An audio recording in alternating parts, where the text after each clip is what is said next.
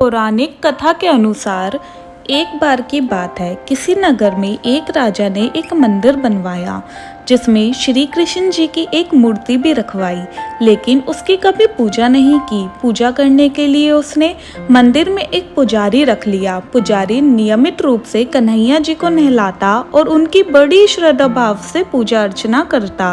राजा भी रोज कन्हैया जी के लिए एक फूल की माला तो भेजते थे, पर जब वो दर्शन करने आते तो पुजारी उस माला को उतारकर राजा को पहना देता। ऐसा करते करते पुजारी की उम्र बीत चुकी थी। एक दिन किसी वजह से राजा नहीं आ सका तो उसने अपने सेवक के हाथ मंदिर में माला पहुंचा दी और कहलवाया कि आज वह मंदिर नहीं आएगा, इसलिए पुजारी उसका इंतजार ना करे। इतना कहकर सेवक चला गया।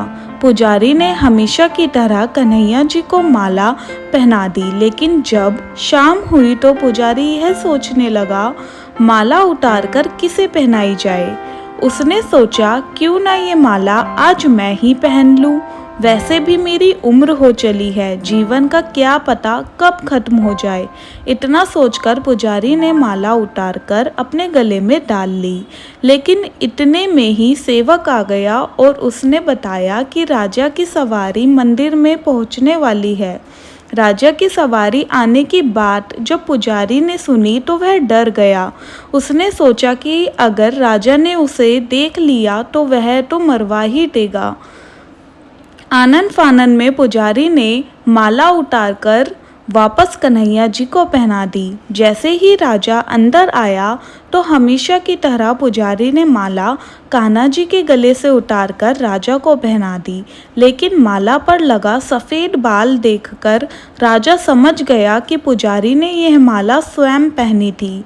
बस फिर क्या था, राजा ने क्रोधित हो उठे और उसने गुस्से में पुजारी से पूछा कि माला पर सफ़ेद बाल कहाँ से आया।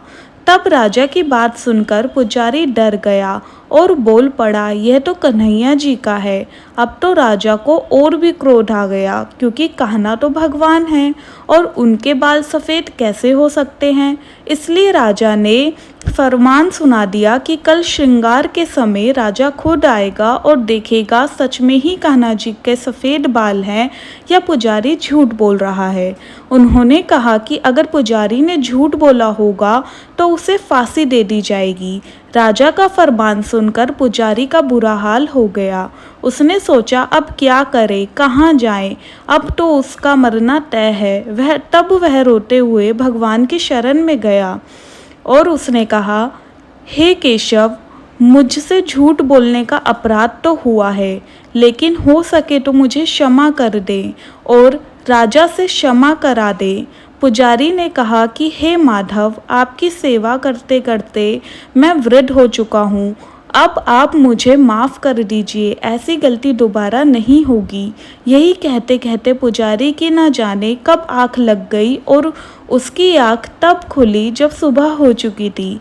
उधर सुबह होते ही राजा भी आ गया और कहने लगा, आज कान्हा जी का श्रृंगार वह खुद करेगा।